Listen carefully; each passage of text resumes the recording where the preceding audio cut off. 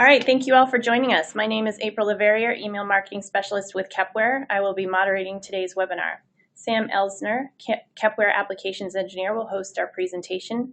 In today's webinar, Sam will talk about the features and functionality available in the Advanced Tags plugin for KEPServerEX, as well as practical use cases for the various tag types. The webinar will also include a product demonstration. If at any time during the presentation you have a question, please raise your hand or type directly into the questions pane using your GoToWebinar control panel, and we will respond as efficiently as possible.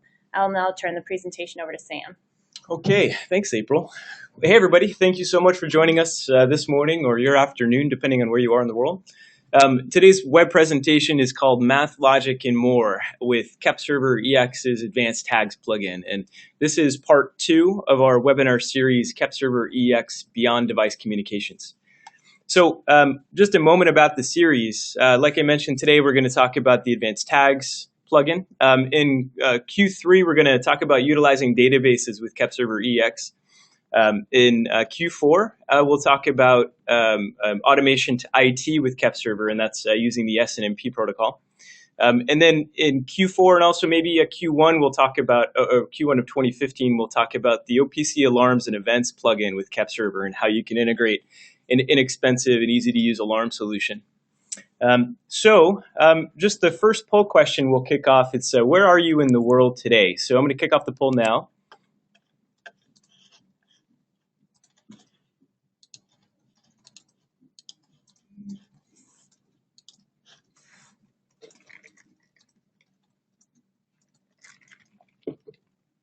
Please press the radio button on your screen based on where you are in the world: North America, Central, South America, Europe, Middle East, Africa, or Asia, or elsewhere in the Pacific.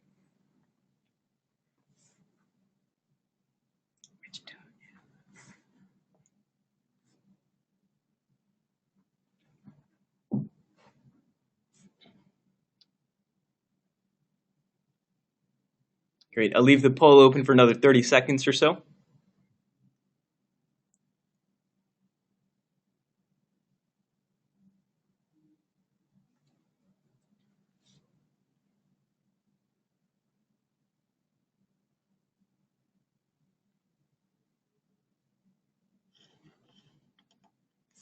Okay.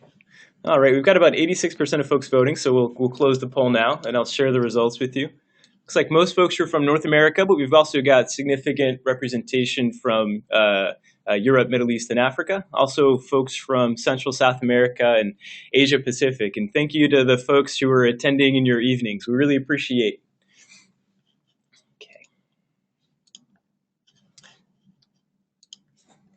Great. Okay, so on the agenda today, we'll do a brief round of introductions just to tell you who's in the room. We'll then discuss what is the Advanced Tags plugin. From there, we'll build on the second bullet and then discuss the individual Advanced Tags types and some practical uses for each tag type. I'll then demonstrate how to use Advanced Tags within KEPServerEX. Then section 5 is probably the most interesting today. We'll review the solutions that you can create with Advanced Tags, a couple of them that are rather complex in nature. So I'll show you what it's like to use these and what kinds of systems you can build.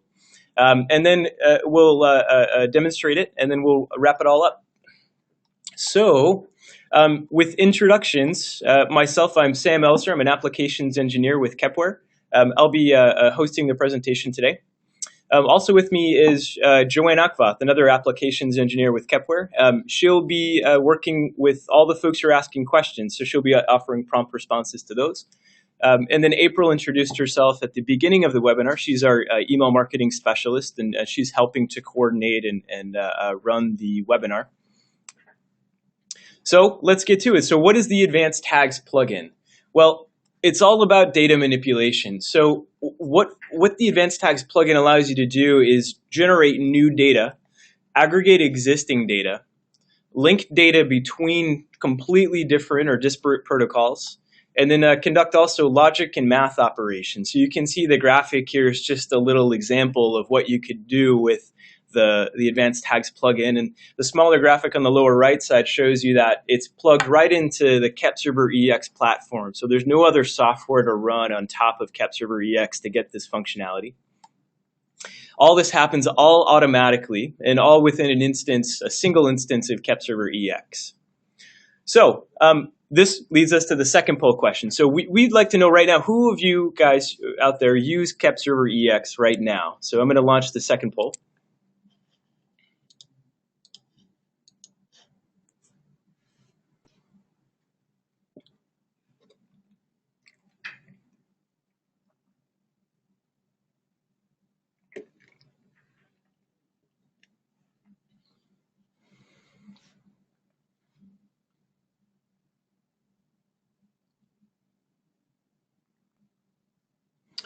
I'll leave the poll open for another maybe 15 seconds. Looks like we've got about 90% of the folks voted.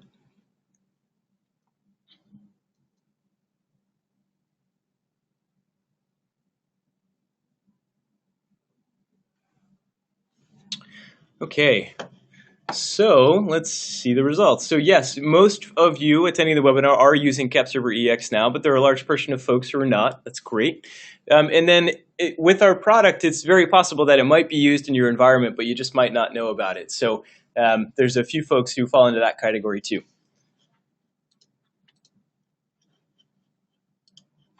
Great. Okay, so let's jump into the advanced tags type. So now that you know that the advanced tags plugin is a piece of additional functionality that sits inside of KEPServer, let's talk about what you can do with these individual tags and what they are. So the first tag is a complex tag. We also have tags that average values. We have tags that you can derive different data and different meaning from, whether it's logic or math operations.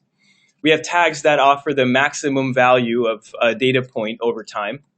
We have the inverse, which is the minimum value of a tag over time. We then also have one of our most powerful tools. It's called link tags, and this is what allows us to move data between disparate protocols or from process environments to databases.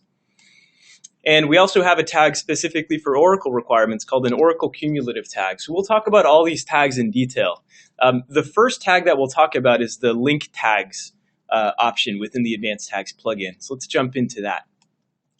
So what does the link tag do? Well, the link tag fundamentally connects one tag in KEPServer directly to another tag within KEPServer. So here's what it would look like to just simply illustrate this. You have a tag that you define as an input, and then you have a tag that you define as an output. And then the link tag links the input to the output. So the value of the input tag is automatically written to the output tag.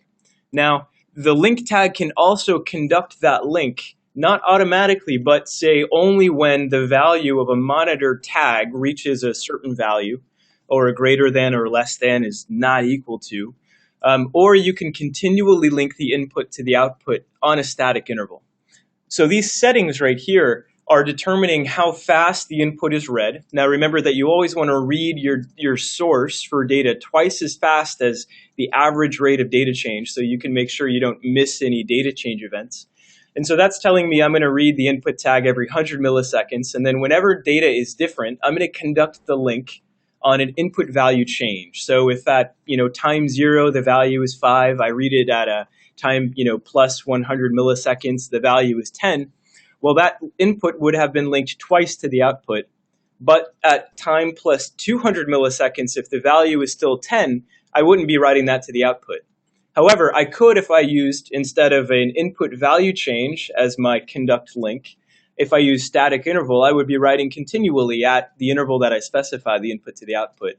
And then from there, you can actually build in additional sets of functionality by controlling, determining exactly when the input is linked to the output on the value of a Boolean tag in your system or the value of an analog tag.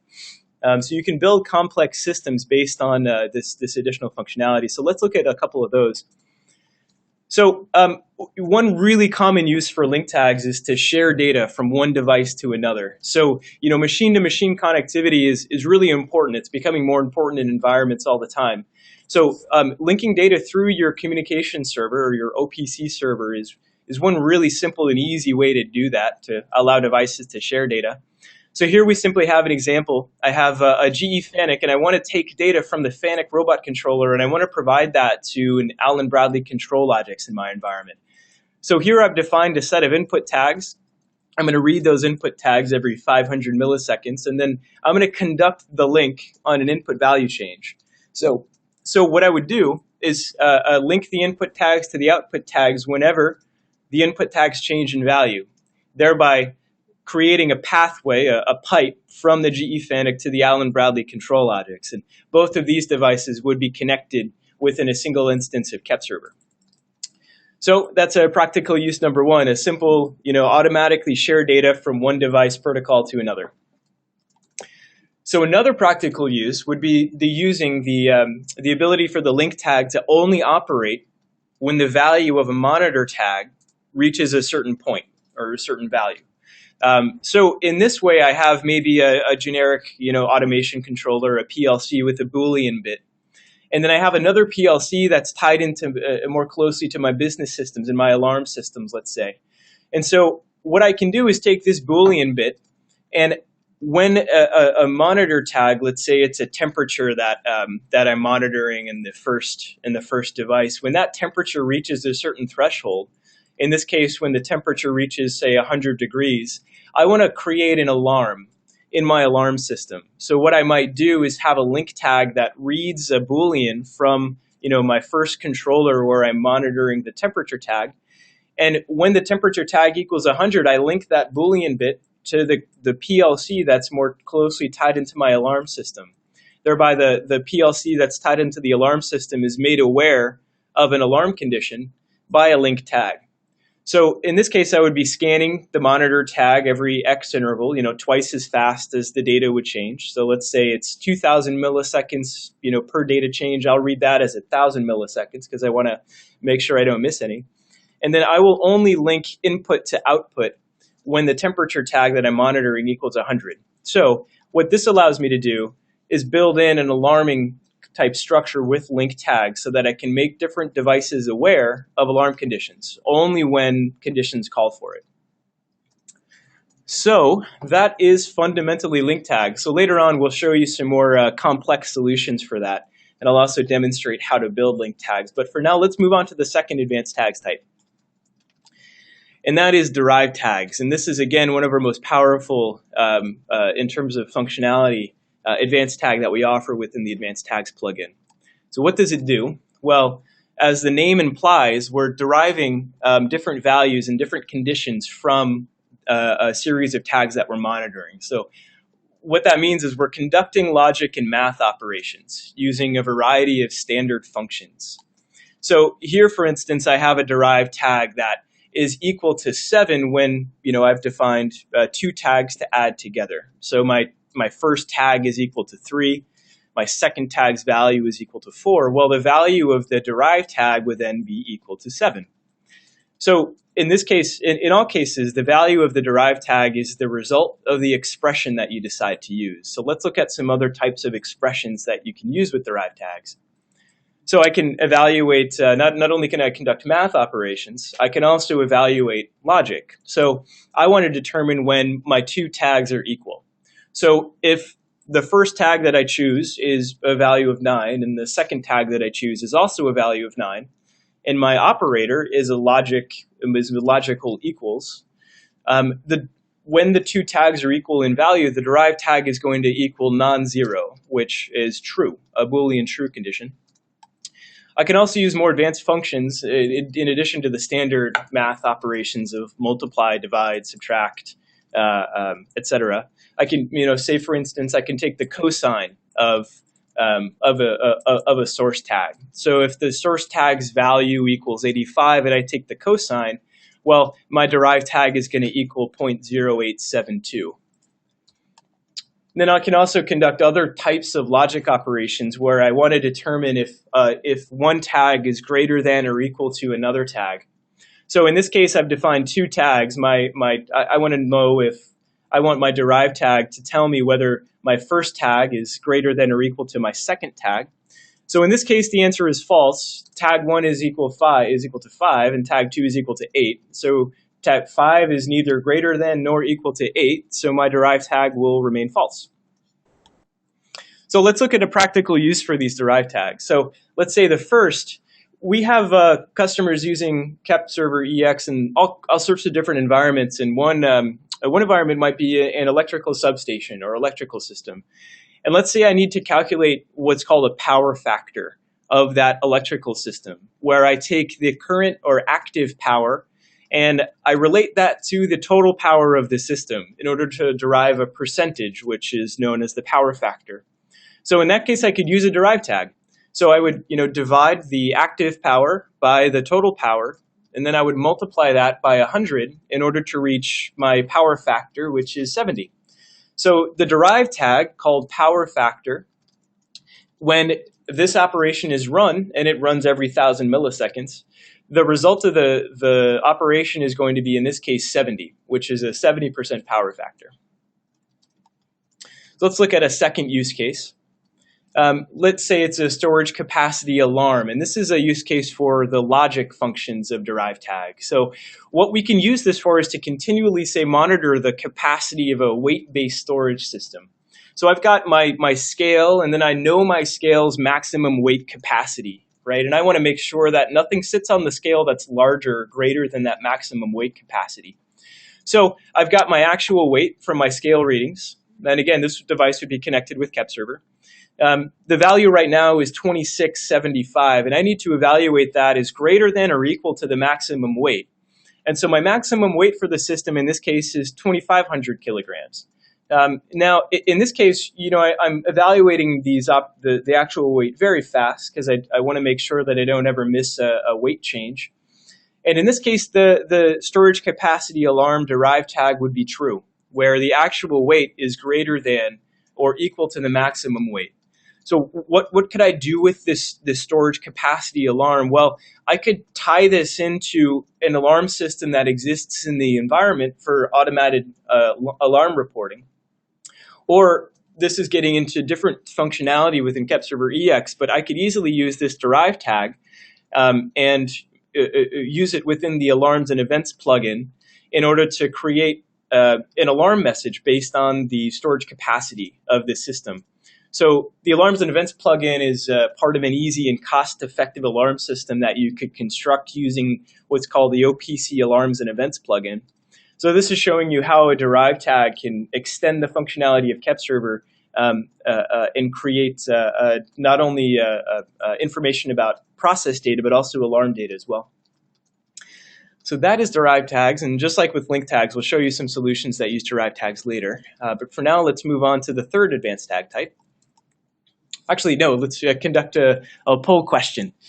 So this is a really interesting question, I thought. So how are PLC to PLC data exchange and automated logic handled today in your automation environment? So I'll kick off the poll now.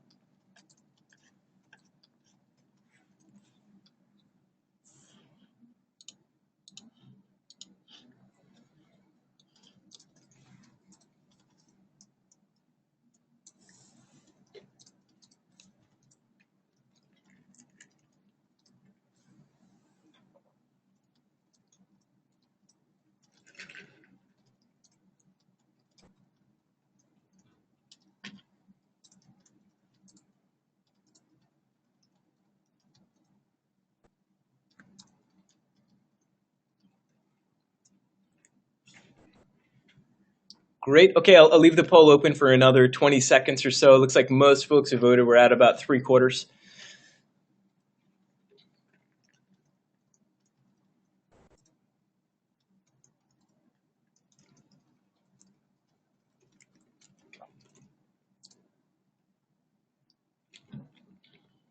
Okay, about another 10 seconds. So those who haven't voted, do please vote.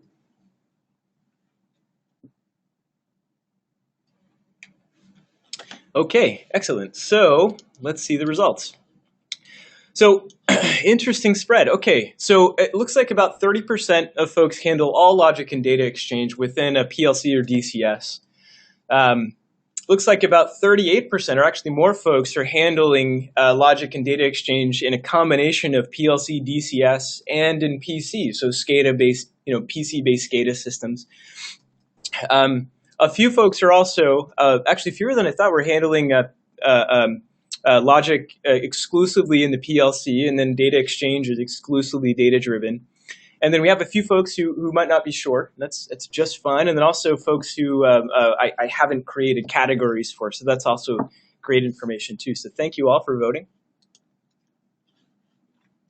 So let's jump into the third advanced tag type now. And that is average tags. And this one, as you can imagine, is fairly simplistic and easy to understand. We'll calculate a running average of a tag's value over time. So we'll have when we're using the average tag within the advanced tags plugin, we'll define one tag to average. And then we also need to control when the averaging begins. So we let you tie in the average to a monitor tag, and I'll call the monitor tag a run tag.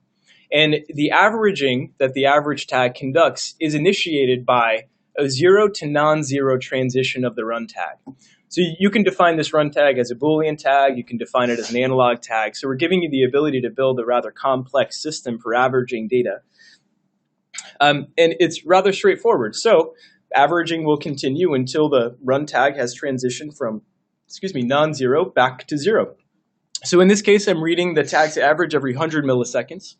I'm defining a data type of a double just to make sure that I can store all of the precision that I'm gathering within the average. As I mentioned, the average will continue until that run tag has reset back to 0. So let's look at a practical use. Hey, it's an average temperature.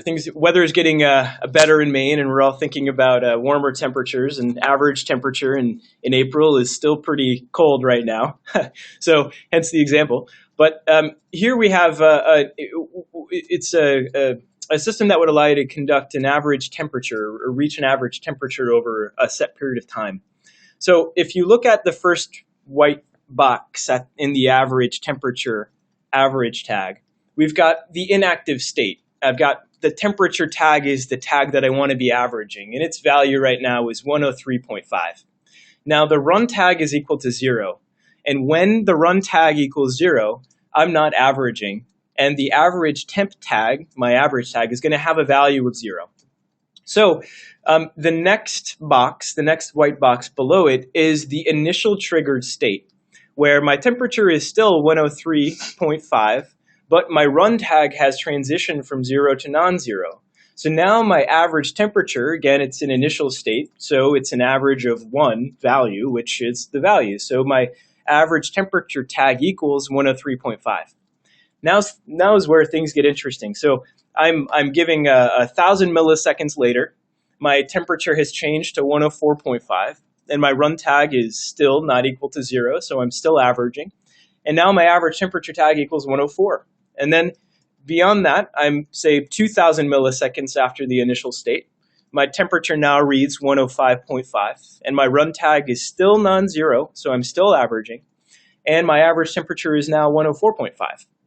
So that's how averaging tags work. We give you the ability to control when the average occurs based on a monitor tag, so you can create a more complex system than just continually averaging a value over time. So let's move on to the fourth advanced tags type, and that's a maximum tag. And what this tag does is persist a tag's maximum value over time. So we have a similar to the average tag, the minimum tag works like this as well. So the maximum tag, you'll define a source tag, or a tag that you want to know the maximum value for. And then again, just like the average tag, the calculation of the maximum value is initiated by a 0 to non-zero transition of a run tag. So as an aside, if you just wanted this maximum tag to run all the time, you could really easily link this to a static Boolean 1 in KEPServerEX. And that static Boolean 1 could be a system tag that just happens to equal 1 all the time in your environment. Or it could be a memory-based tag that you program to equal 1 all the time. So the maximum tag, just like it implies, I'm reading the tag over time. At this case, I'm reading it every 100 milliseconds.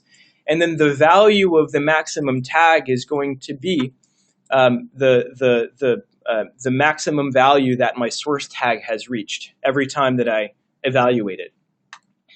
So again, just like the average tag and upcoming, just like the minimum tag, you'll see that the maximum tag runs until the transition of the run tag goes back to 0. So again, just like with the average tag, we're giving you the ability to create a more complex system than just seeing the maximum value for a tag continually. So let's look at a practical use for that. So let's say I have a system that has liquid flowing through an orifice or through a pipe. And I need to make sure that I understand what the maximum flow rate of that system is at any given point in time. So what I can do is use a maximum tag for that. So I have a flow computer that's evaluating the speed of liquid or the volume of liquid through an orifice. And let's say my flow rate at its inactive state is equal to 50.35. And the inactive state, the run tag that I've used, is equal to 0. So what does that mean? Well, the maximum flow tag, so the maximum advanced tag, also equals 0. So at time 0, I've triggered the run tag. So the run tag now equals non-zero.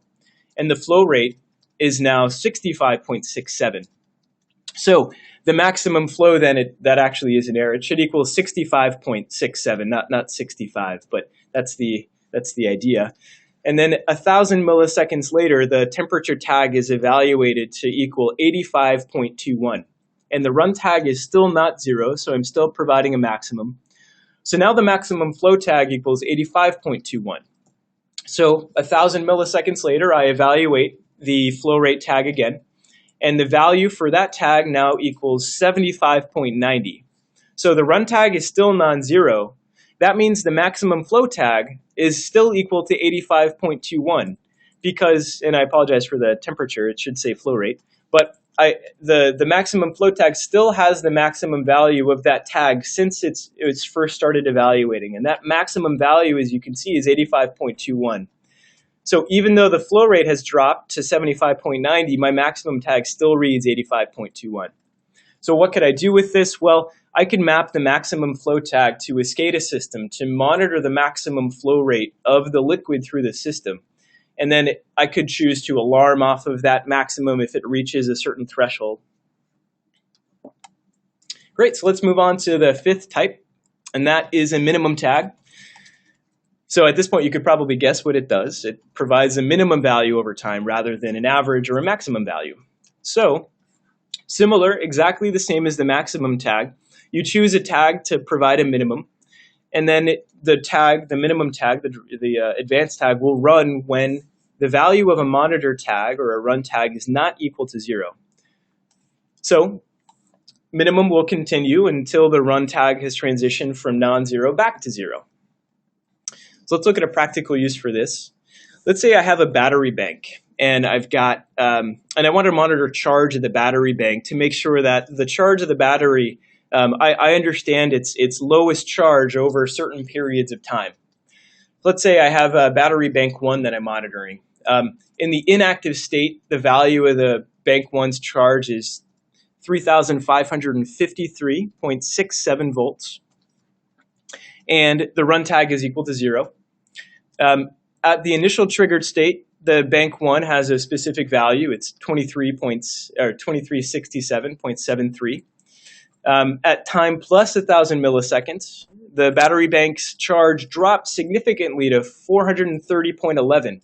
So the minimum charge value, the advanced tag's value, drops from 2367.73 all the way down to 430.11.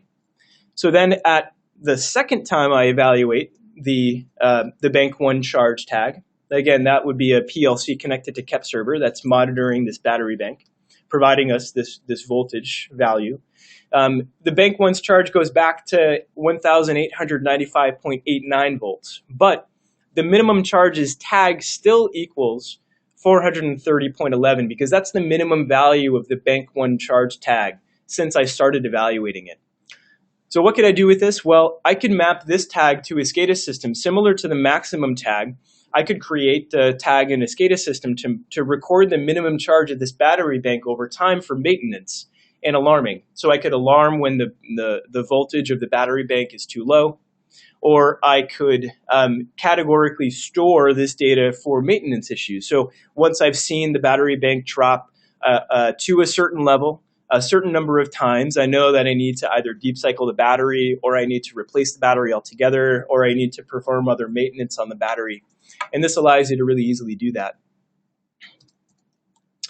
All right, so on to the sixth advanced tags type, and these are complex tags. So what complex tags do is a little bit different than our other functionality within the advanced tags plugin. It groups multiple tag updates of varying data types. It doesn't matter what the data types are, into a single XML formatted string. So what does that look like? Well, what I do with a complex tag is I define a number of elements, and I'm using terminology within XML. An element is an object inside of an XML string. So here my elements are my individual tags. So here I can show you within the white box, the update, the XML data, the string begins with a top-level parent called complex update. And then the first object is grouped under the first item. So you can see my tag properties of an OPC-DA tag. These properties are fixed and static. I've got a name, a value, and a data type. I've got a quality and a timestamp. So every tag update is going to be grouped in an individual item object. And these are mainly used for connections to Oracle manufacturing operations control systems, but any type of client application that can connect to KEPServer can make use of these tags.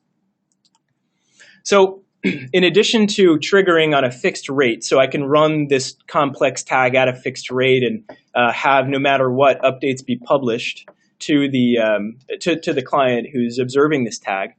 I can also trigger the complex tag to run on the transition of a zero to the transition of a trigger tag or a run tag from 0 to non-zero, similar to how I can trigger link tags, derived tags, how I can trigger maximum, minimum, and average tags as well. So let's look at a practical use for this. And I'll go with the main practical use, which is to link this data to an Oracle manufacturing operations control system.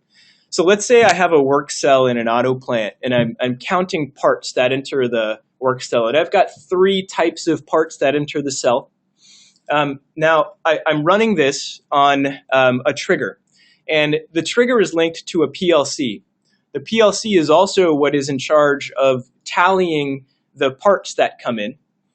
Past, say, part counters, and let's say either ultrasonic or infrared type part counters. So I might, in my complex tag, define the elements as part 1's count, part 2's count, and part 3's count.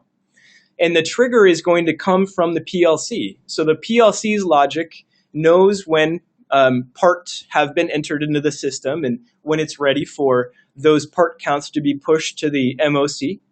So I will have the complex tag only evaluate and provide an update when the PLC tells me that the part counts are ready.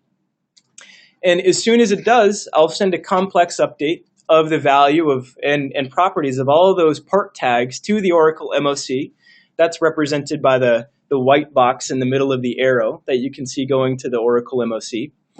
And then after my software, the Advanced Tags plugin, has evaluated and sent this complex update, I will write back to the PLC a Boolean 1 that tells the PLC that the update to the MOC has been sent. So the PLC can know, hey, okay, I'm ready for my next set of operations. I know that the MOC got this data. Now I can move on and finish the process or start the next step in the process. Great. And the last type of advanced tag is called an Oracle Cumulative tag. This is pretty unique to Oracle requirements, but similar to complex tags, any client can use them. And what this tag does is determine the absolute difference between the current and previous value of a source tag. And what I mean by absolute difference is you get to define a maximum value for your source tag. So say I I have a temperature, and the maximum value of the temperature for the system equals 100. Well, if at time 1 my temperature is 99, and at time 2 my temperature is 10, well, that would be an absolute difference of 11, because I'm moving from 99 over 100 and up 10 spots to the value of 10. So it would be a overall cumulative difference of 11. So here I define a source tag, and then I define the maximum value of that source tag. And the maximum value field, again, is to accurately determine the absolute difference, or delta, when raw values roll over from a high value to from the highest possible value to back to a low value. So here I've got my raw values at time 10. My raw value is 5. At time 10:01, a minute later, the raw value is 45, and then 95, and then 4. So the Oracle cumulative tag is going to report the following. Now, at the initial time, at 10, the value is going to be 5. But at time 10:01, the raw value is 45, so that actually is a cumulative difference of 40. And then at time 10:02, the value changes to 95. So the Oracle cumulative tag was going to report a difference of 50. Again, 45 to 95 is a difference of 50 units. So then at time 10:03, my raw value rolls over from the maximum, which is 100, back to a value of 4.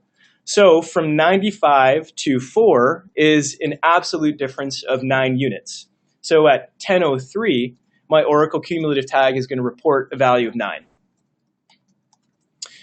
All right, so the last poll question here. So we want to ask, would you find value in your communication server? And communication server can mean OPC server, SweetLink server, Pi and I/O, whatever interface you're using, or whatever kind of communication server you're using. Would you find value in it handling math, logic, and other functions? So I'll kick off the poll now. I'll leave this open for about a minute just to make sure that everybody can get their answers in.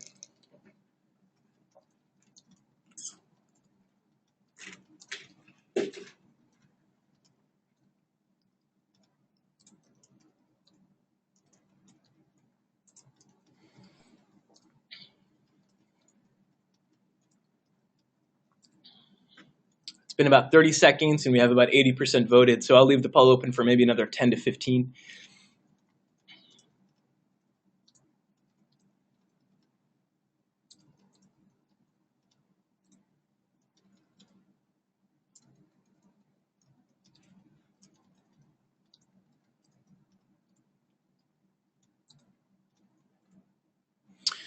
All right, so we've got about 85% of folks voted. If any last minute votes, please get them in. Okay, I'm going to close the poll.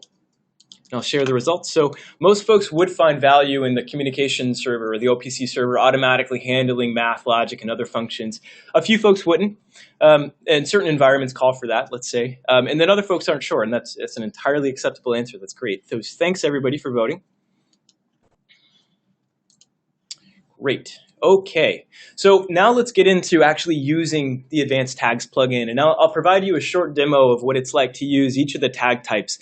I'm not going to demonstrate the Oracle Cumulative tag simply because it's so unique for Oracle requirements, but if anybody would like to demonstrate that, we can possibly do that during the question and answer session. So here I'm going to open my instance of KEPServerEX here, and all I've done is create in KEPServer using the simulator driver a single device with a few sets of tags. So I have the following tag types to demonstrate for you. The advanced tags type of average tags, complex tags, derived, linked, maximum, and minimum. So here under average tags, I have this boiler temperature tag, and I'm just producing some random values with my simulator. What this syntax means is every 1,000 milliseconds, I'm going to have this tag equal to a random value between 100 and 3,000.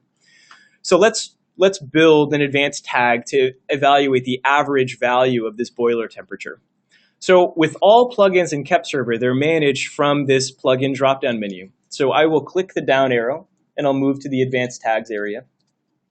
And then here, I've simply created folders to better organize the presentation. These don't exist by default. These are just tag folders, so I can delete them or recreate them at will.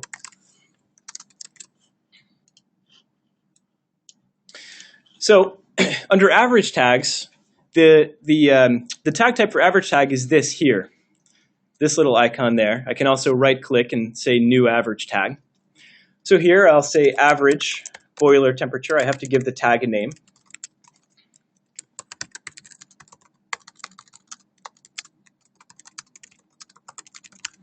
And here I've got my tag to average, so I'll source the average tag from my simulator.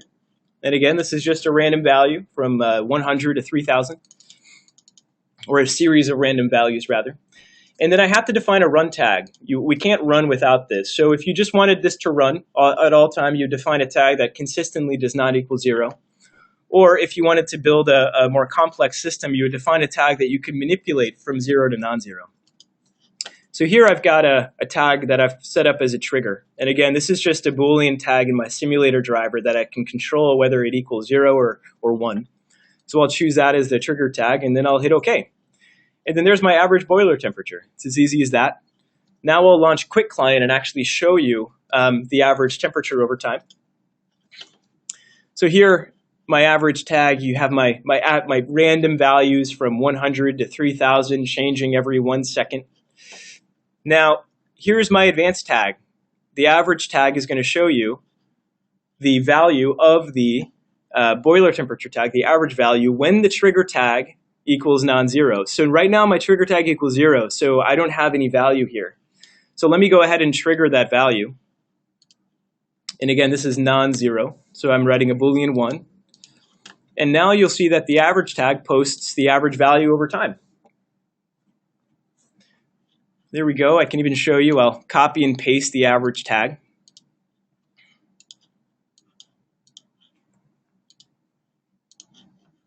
Great. So that is averaging. So I'm going to quickly move on to the next. I don't want to run over time too much here. So now I'll demonstrate complex tags. So here I've got my part counts from my part count example. So I'll go ahead and create a complex tag to send that data to an Oracle MOC system through our Oracle connector plugin. Here we go. I'll add a complex tag. So here. So this is now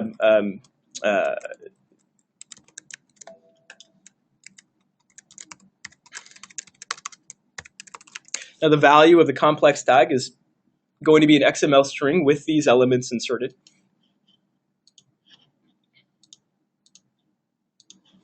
So I'll choose element 1. I'm going to insert the element at a fixed rate. I'll add the second element. It's part count number 2. Then I'll add the third element, and it's part count number 3. So I'll click OK. And I'm going to run this at a fixed rate rather than trigger it. So you can simply see the XML string that's produced. And so from there, I'll launch it, and there's my complex update. So my part counts right now equal 39, 36, and 30. So the value of my complex tag, it's a little bit difficult to see because the number of characters that our little test utility can support only goes up to about 256, and there are a lot of characters in XML. But you can see that this is a simple XML string that contains the fixed updates, the part count updates. Every 1,000 milliseconds, we're sending this update to whatever client is asking for it. So there you go. There's the XML string. So let's move on to derived tags. So I'm going to demonstrate a couple of options for derived tags here. I've got my power factor example where I want to know the power factor of a given electrical system, and then I've got my weight example for logic to show you how the logic operations are handled. So I'll move back into my advanced tags plugin, and I'll create a derived tag. Give this name. I'll calculate power factor first. So how do I calculate power factor? Well, I need to first take the active power, and then I need to divide it. That's a /. I need to divide it by the total power of the system. And I don't want a decimal. I'd rather have well, I don't mind decimals, but I want the representation of the power factor to be a whole value. So I want to multiply that by 100. And I'll click apply and OK. And you can see that the derived tag will help you evaluate whether your expression's valid or invalid. So if I add in something that's not valid here and I check it, you can see that my expression is evaluating invalid because it doesn't understand the syntax here. So I'll just erase that and click apply or click expression check, and that's OK. So now I'll go ahead and run the power factor. So my derived tag's power factor is 70. Because similar to the example, I've set my active power to 812 and my total power to 1160. So 812 divided by 1160 times 100 equals 70. So let's move on to logic operations within derived tags. So now I want to evaluate an actual weight and a maximum weight. So I need to add another derived tag to my advanced tags plugin.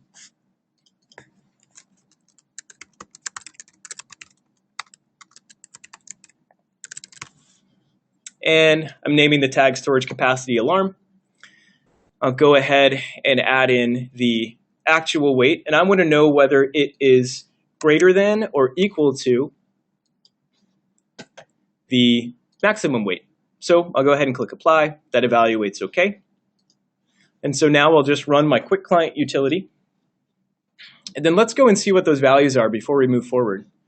So the actual weight is 321, and the maximum weight is 321. So just for ease, I'll copy these two tags and place them into the same OPCDA client group as my derived tag.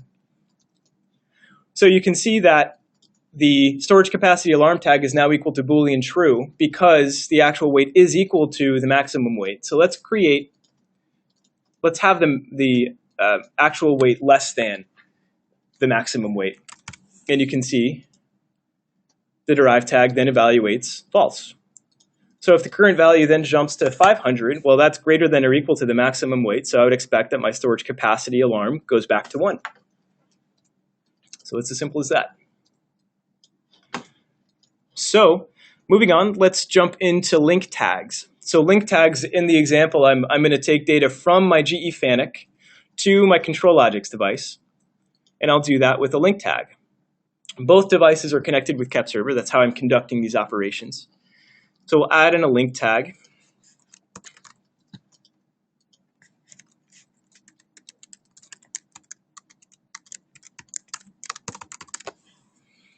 And I'll define an input tag. And an output tag. And then I want to run this operation only when the value of a monitor tag equals Boolean true. So what I'll do is set my trigger tag. And I'm going to set when the value does not equal 0. I'll go ahead and conduct that trigger or that link. So I'll go ahead and launch my test utility, and I'm going to reset my trigger to 0. And now you can see my derived tag, my link tag. The value of the link tag in this case is a string that tells you what the what operations you're conducting. It does not show you the value that you're writing to the from the input to the output. For that, you'd actually want to look at the output tag and the input tag. So I'll go back to my link tags example. And the reason why these are equal is because initially my trigger value was true, but now my trigger is false. So I'm going to go ahead and write a new value from the FANUC side, 2000, or say let's 200. And you can see that the data is not linked. That's because my trigger tag equals 0. So for ease, I'm going to go ahead and copy this trigger tag and bring it into my folder with my link tag so I can show you. So I'm going to write a Boolean 1 to this trigger, and that'll have 200 linked to the two ControlLogix tags, and now both will be equal to 200. So there we go. So the operation happens one time on a 0 to non-zero transition. So each time you want it to link, you need to reset the trigger back to 0. let's see, we have another value here. The value is not linked. So I'll go ahead and cause the value to be linked. There we go. Okay, so there's link tags. Now, if I wanted the value to be linked continuously, I would use, instead of on value, I would say on input value change. And then no matter what, I'm no longer using a trigger. So no matter what, the data is going to be linked back from the FANUC to the logics, because that's the way my input and outputs have been defined.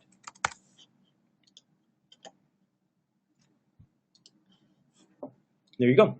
If you want things to occur faster, you can change the input update rate interval. Let's say I wanted this to occur at 20 milliseconds, or I wanted to evaluate it at, say, not 20, but 50 milliseconds or 70 milliseconds. I could do that. All right, so now let's move on to maximum tags. So we have a maximum flow example. And again, I'm just producing some random values between 10 and 5,000. So I'll quickly show you the maximum tag.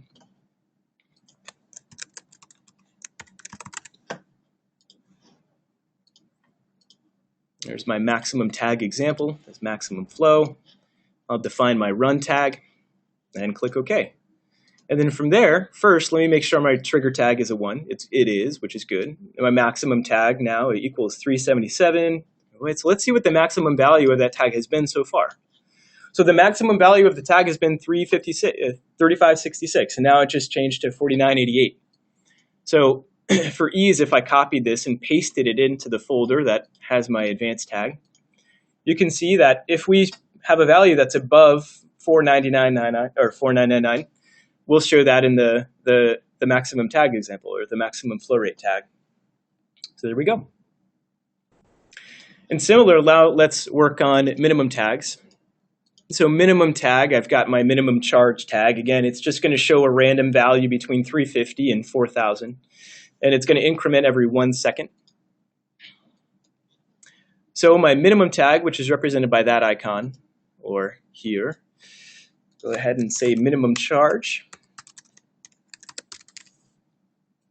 My tag to minimum is defined here, and then my run is defined by my trigger. And I'll click OK. So I'll go ahead and look at my minimum tag example, and I'm going to go ahead and copy this into my advanced tags folder just to show you both at the same time. So there we go. The minimum charge so far has been 350, which is the lowest possible value. So we've already reached, the random value generator has already reached the lowest possible value here. But you can see that it's representing it well. The charge is fluctuating all over the place, but the minimum charge is persisting. And that is minimum tags. So that is the complete set of advanced tags demonstrated for you. There's lots of different types of functionality you can build with this. So let's take a look at some of the more complex examples. I've got 2 of them for you. And I'll just term them solution overviews. So the first is a way to exchange data from a PLC to a database, and from a database back to a PLC. So what this does, the ControlLogix device is controlling when it receives new records from a database. And then when new records are entered via another process into the database, we needed to build a mechanism to automatically write those new records down to the ControlLogix device.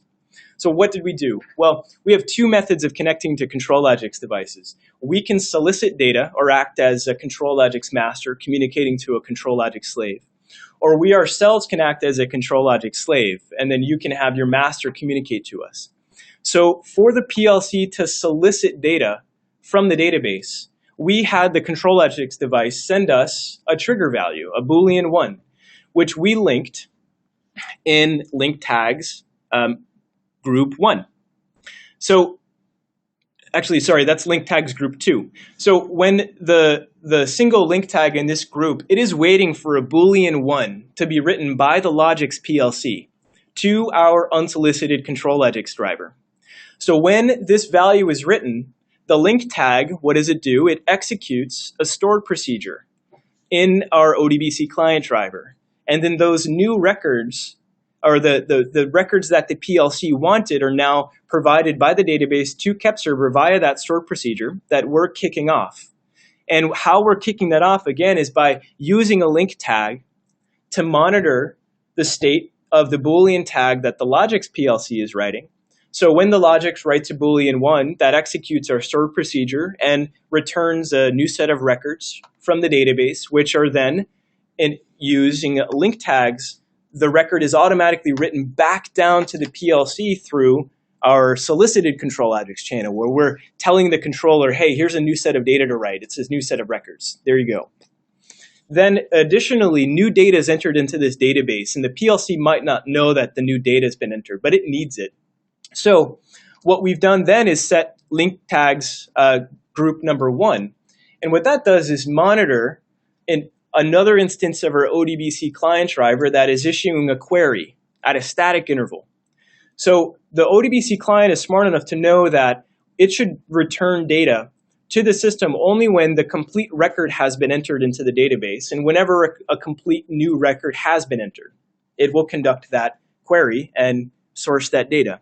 So once we have a new record entered, the query will run, provide KEPServer the data, and then the link tags in group number 1 is going to write down those new records back to the ControlLogix PLC. And again, so what that does is the first section allows the controller to solicit records from the database. And then the second section allows, when new database records are entered, for the data to be automatically transferred back down to the PLC. So if you guys have any questions about that, I'd be happy to talk during Q&A. Let's move on to the second solution overview. So this system allows a scale control operator using an Oracle MOC operator station to communicate directly to, in this case, it's a Mettler-Toledo Wayscale controller. And if anybody's using Oracle MOC operator stations, it's connectivity to plant floor systems is difficult. There are not a lot of plugins where you could communicate via native protocol. OPC is absent from Oracle MOC. So we had to design a system that allows an operator panel indirectly to control a wayscale. So what we've done here, I'll start on the right. So you can see the operator, it's exemplified by that little hand pushing that monitor. He is touching controls on his operator station. He's got controls that say, I want you to log the weight on the scale right now, and I want you to reset the scale. And what he's doing is actually writing values to a controls table, a database table in his database that is reserved for these controls. So I'll call that the controls table. KEPServer is also looking at that controls table. So both the MOC and KEPServer are looking at that controls table. We observe when a value is written into the field that designates the log weight control. And when that happens, the advanced tags with a link tag automatically links a value. It automatically, at the end of the day, completes a write operation to the tag in the Wayscale driver that resets the scale. So let's say the operator issues a reset scale control command. We observe that write to that individual database field within the controls table. That tells the link tag that is observing that data that it should initiate a write command to the reset scale tag that is part of our Mettler Wayscale driver. So when that happens, we have then a derived tag. What this customer wanted to know is when they reset the scale, they wanted an absolute guarantee that the scale would be reset. So we have a derived tag that's doing the following. It's evaluating whether the operator number 1 has asked for the scale to be reset. And then number 2, if the scale has been reset. So that if the scale has been reset is exemplified by whether the current gross weight of the scale is equal to 0. So the derived tag is saying, hey, okay, has the operator asked for the scale to be reset? And if so, if they have, is the scale's current value equal to 0? And if it is, we've tied that further into our data logger plugin to issue a write into the reset confirmation table in the Oracle MOC, which is just a table we set up to capture these resets.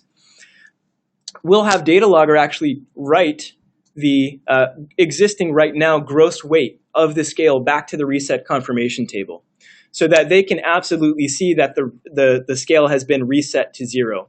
So on the operator MOC, he might have a controls area and a value of the, an existing gross weight area, and then a reset confirmation table area. So when he pushes that reset button, he can see the real-time value of the weight go to 0. And he can also see his reset scale confirmation table be updated with the value of the gross weight being 0. So he's absolutely confirmed then that he's reset the table. Additionally, we built in the ability for him to be able to log the weight of that scale at any point in time. So he has a push button on his screen that, again, writes another value into another field in his controls table. And that is monitored by the ODBC client.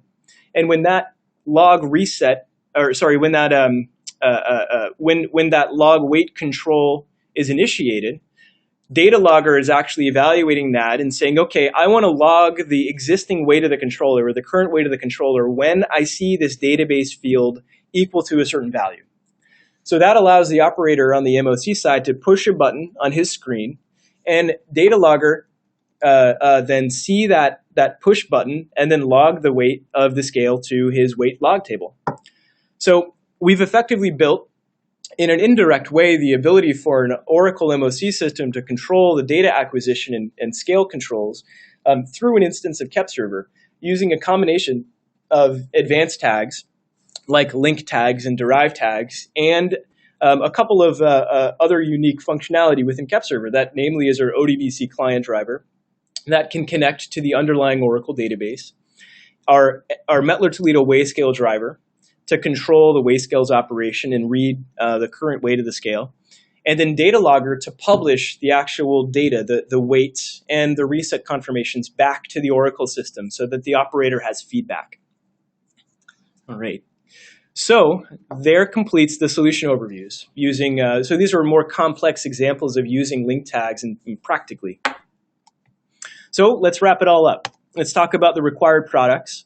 The way that you buy the Advanced Tags plugin is buying a license for the Advanced Tags plugin, just like you would buy a normal driver license. So the Advanced Tags plugins, unless you're going to use a memory-based or simulator driver with the system, or unless you're going to use a simulator driver with the system, you would need to buy a driver license to communicate to, let's say in this example, it was a weigh scale that we were communicating to. We would need the Mettler-Toledo or the user configurable driver to communicate to that scale. And then we'll then, on top of that, give you the KEPServerEX platform that runs the drivers and the plugins for free when you purchase the Advanced Tags plugin and your set of driver licenses. So long story short, the Advanced Tags plugin is licensed just like any other plugin or driver within the KEPServer platform. And then in terms of system requirements, we just need maximum a couple hundred megs of disk space. Well, that maximum can actually change depending on the size of the project. So let's consider that at least a couple hundred megs of disk space. And then at least a couple gigahertz processor. And then at least a gig of RAM. So that's the minimum system requirements. And then from there, we're finished. So let's take some question and answers. Okay, so first question is, why would this be done better with KEPServer versus a PLC?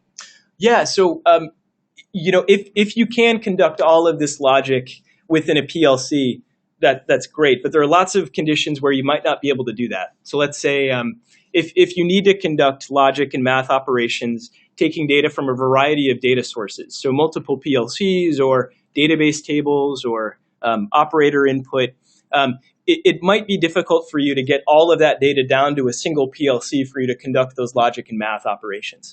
So in this case, you can still do these operations as close to the PLC as possible without using the PLC itself by using a communication server that's communicating directly with those systems. So in that case, it would be really if you have data from multiple sources, if you've got a need to take operator input into account, and you've got a need to take, say, database data into account, or you've got multiple PLCs and you need to create math, or you need to derive new sets of data out of the aggregate data from all those PLCs. Well, it's pretty easy to do that within your communication server using our Advanced Tags plugin. And it might not be that easy to get all that kind of data into your PLC. Okay, and then the next question is, what happens to the value of a min or a max or an average tag when the run trigger goes to 0? Yeah, so let's see. All right, so here I've got my minimum tag. It's showing a minimum charge. And I've got my trigger tag, which is equal Boolean 1. So let me just copy my data source, the minimum charge tag, into my minimum tag area so we can see it easily. And then let me copy my trigger tag into the same folder. So now I'm going to reset the minimum or the trigger tag to 0. So we're effectively going to stop minimizing this value. So let's see what happens. So you can see that the minimum charge's value persists. So the last known minimum persists. So that's the way that tag operates, and that's the way the maximum tag will operate as well. However, if the initial state, if we start the advanced tag without triggering it, you'll see that the value is unknown. So the minimum charge tag's value right now is unknown because I have not triggered the tag to run. So the initial state, if the run tag is non-zero, and you start the advanced tag, which starting it is referencing it by a client application. If you start it, then the trigger tag, the value of the minimum tag will remain unknown until you've triggered it. And I actually misspoke there. It doesn't take a client referencing the minimum tag in the advanced tags plugin to run. The advanced tags plugin itself actually acts as a client to our drivers.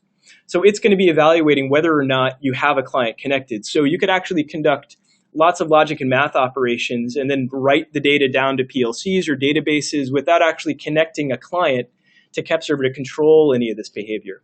So it can also, I think of it as sort of like a little headless workhorse that is out in my environment computing all this data. I don't have any window into it, but it's moving data around and conducting these math and logic operations. So here I'll go ahead and trigger the tag to run. You can see that the minimum value so far, it's changing. It's going lower and lower and lower. And then if I turn this off, you'll see it persists the last known value. There we go. Any other questions? Yeah, so what happens to the values in the minimum or maximum tag if the server does a restart? Okay, that's a great question. So if the server does a restart, let's see. So here I've got my minimum tag. Here again, my trigger is 0. So let's go ahead and trigger that. The data is minimizing here. That's the minimum value. So let's see if now I will turn the trigger off. And what's going to happen is the data is going to reset because KEPServer just records the existing values. We're not storing this data automatically for you in a database. So we're only persisting it at run. So you can see here the minimum tag in the advanced tags plugin is equal to 352. What will happen if I reinitialize or stop and restart the server, my client gets disconnected because a reinitialize command disconnects all clients. So now we'll connect back up. And remember that my trigger tag is 0, so I'm not triggered. So you see this is unknown. So this is the same behavior that you would get from any of our drivers, right? If you reinitialize KEPServer, the drivers stop requesting the data from the PLCs. And when the server starts back up, it's going to begin requesting that data again. So whatever values occurred during the period of reinitialization and whatever value had been last read from the PLC, because we're not designed to store that data to a database for you automatically, although we certainly can with lots of different ways to do that. The ODBC client can store that data into a database for you, or the data logger plugin can store all the data into a database for you. But KEPServer itself is not. We're just holding all this data in cache while the process is running. So when our server runtime process resets, the values in cache reset. So that's why the values go back to unknown until the trigger tag is run again.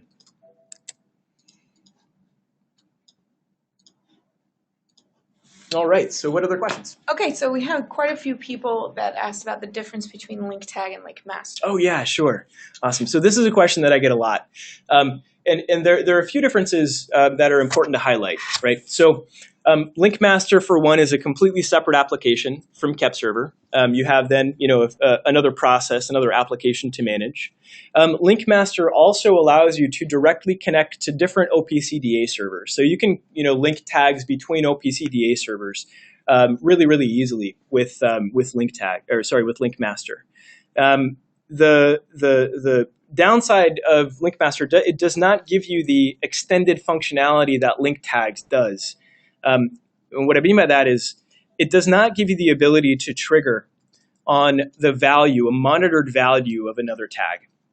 So fundamentally, link master, if you have an application where you need to just transfer data, either when data changes or on a static interval, from one OPC server to another or from one device to another, linked through OPCDA servers, then that's great. Link master is entirely appropriate as long as you don't mind managing that second application. It's a little less expensive than the advanced tags plugin as well, because it doesn't have any of the other kinds of functionality like averaging, complex, derived, maximum, minimum, Oracle Cumulative.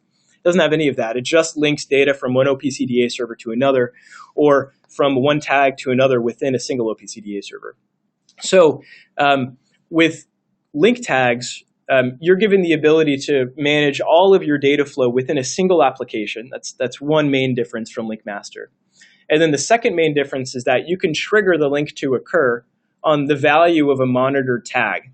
So that allows you to tie in the link tag to a more complicated process. And we, with the example of the Oracle MOC panel, we wouldn't have been able to do this with link master, because link master can't evaluate whether a tag is Boolean true or false in order to conduct that linking operation. And that's what we needed to happen for the controls of the Wayscale.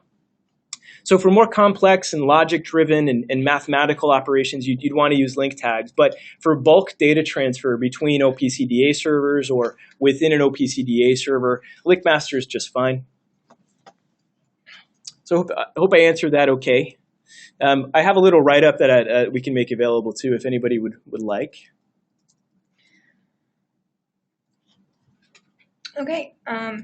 We also had a few people ask about integrator or cumulator or totalizer functionality being done through advanced tags. Yeah, and that is possible with advanced tags. It would use a combination of derived and link tags. If anybody's interested in that, my contact info is here, and we can provide an example project that accumulates values over time. And then we had a couple people ask about the OEM versions of the server, like the version used with Rockwell Factory Talk or with National Instruments OPC server.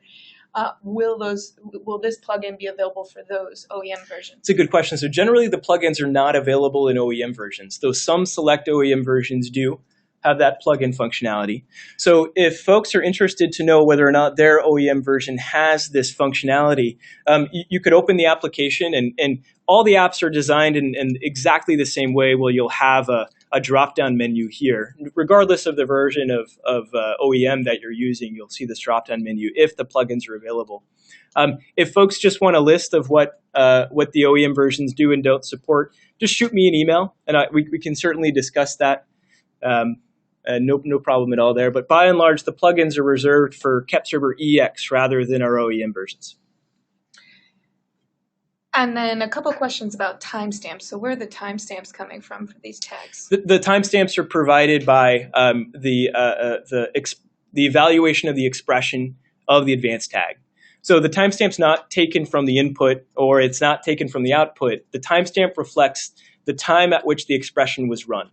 So if you have a mathematic tag that's adding one tag to another every 1,000 milliseconds, as long as the value is changing, right? As long as the two values are the sum of the two tags is different, the timestamp of that it would be a derived tag you'd be using. The timestamp of the derived tag would be reflective of any time the sum was different. So if at time 1, if tag 1 equals 5 and tag 2 equals 10, that's a value of 15, and that would have a timestamp.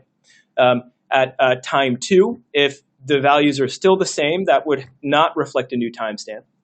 But if at time 3, if the sum changed to, say, 20, well, 20 would have a new timestamp at the point that expression was run. And then with link tags, sorry,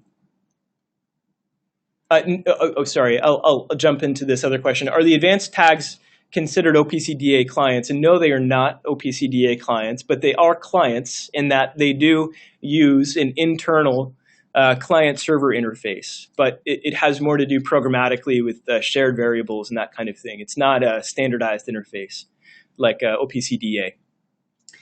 And then we had an interesting application question. Yeah. Is it possible to add a delay to a link tag or any other tag for that matter, where if your trigger goes high or something goes high, you delay past that trigger for a set amount of time?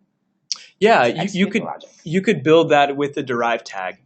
So you could say you would use the derived tag as the run tag in your link tag, and the derived tag would evaluate a trigger, and then let's say it might then use another tag to accumulate the difference of say 5 seconds, or the value of 5 seconds. So you would say, well, in my derived tag, I want my derived tag to be true when my trigger goes high and when 5 seconds have passed. So the way that you get that 5 seconds have passed, there'd be a few different ways to do that. Let's just assume that you're using one of those few ways. So you would have your derived tag say, okay, I want to evaluate whether my trigger's high and this other thing is true, or this other operation occurs, this other situation occurs where 5 seconds have passed. So then indirectly, the derived tag is only going to equal Boolean true when your trigger tag equals true and when 5 seconds have passed. And then your link tag would be linking on the value of that derived tag. Okay. All right. I think that's it. Okay. Well, if anybody has any other questions, feel free to reach out to me. Thanks, everybody, so much. We went over time a little bit, and I really, really appreciate everybody sticking around. Like I said, if there are any follow-up questions, feel free to reach out to me. I'm always happy to help. And again, thank you so much. Have a great day.